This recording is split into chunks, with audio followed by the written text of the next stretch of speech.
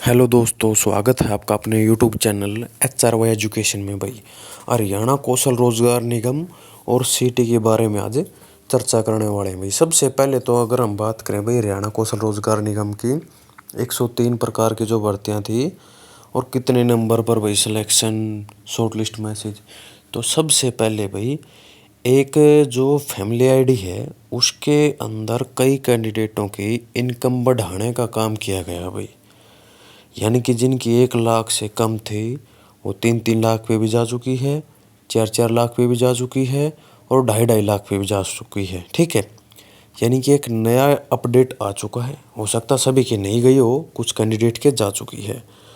तो एक बार वो डाटा अपना चेक ज़रूर कर लेना, क्योंकि अगर फैमिली आईडी के अंदर आपकी इनकम ज़्यादा जा रही है तो कौशल रोज़गार का जो फॉर्म अप्लाई किया था वहाँ पर भी वो अपडेट कर देंगे।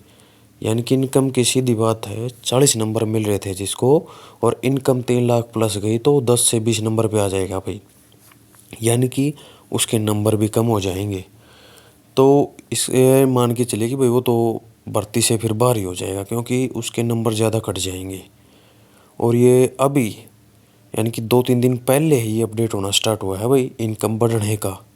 ठीक है, किस किस की बढ़ी है कमेंट सेक्शन में एक बार बता ज़रूर देना, क्योंकि बहुत से कैंडिडेट हैं भाई जिनकी इनकम बढ़ने का काम सरकार के द्वारा किया गया है।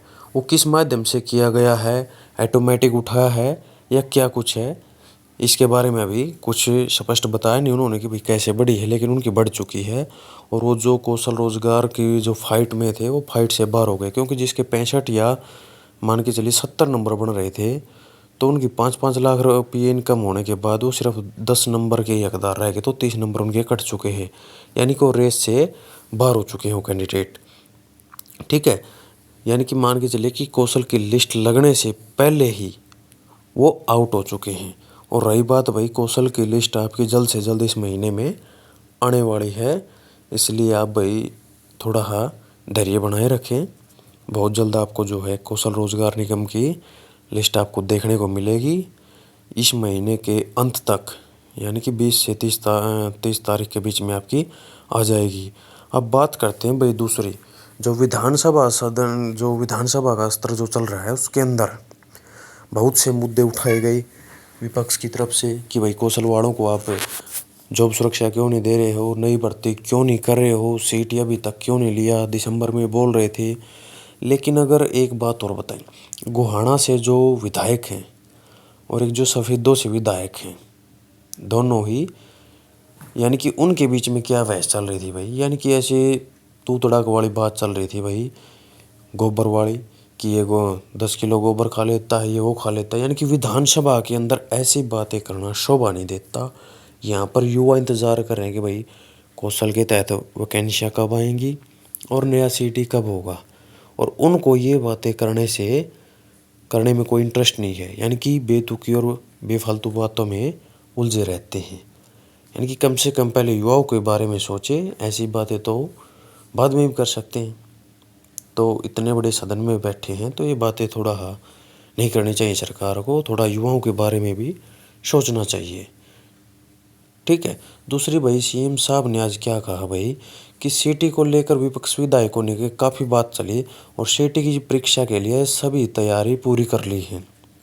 तैयारी पूरी तो अक्टूबर तक चल रही है भाई, अब क्या नहीं करी है। अक्टूबर से तैयारी पूरी चल रही थी और दिसंबर के अंत तक एग्ज़ाम होना था, और अब तो मेंस के फॉर्म अप्लाई होने थे। अगर सरकार अपने सही नियमों का अगर रक्षा करे तो अब मेंस के एग्ज़ाम होने थे। दूसरी बात क्या है, उन्होंने कहा कि कुछ बदलाव किया जाएगा और उन युवाओं के सुझाव को हमने लिया है, हमने उनमें कुछ परिवर्तन भी किए और एक पद के विरुद्ध 4 उम्मीदवारों को बुलाया जाता था और हमारे पास सुझाव के हमने इसमें बदलाव कर दिया है। तो अब जो सीटी का एग्ज़ाम हम मई में लेंगे।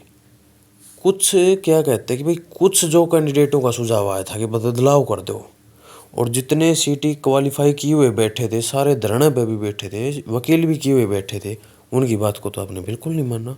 सीटी तो क्वालिफाई आपने नहीं किया, तो फिर आप कुछ युवाओं को कैसे मान सकते हैं। जब इतने कैंडिडेटों की आपने नहीं मानी तो इसके तहत आपने अप्रैल से भी मई में एक्सटेंड कर दिया, और मई की भी कोई गारंटी नहीं है। वीडियो अच्छी लगे तो लाइक करें, मिलते हैं आपसे नेक्स्ट वीडियो में।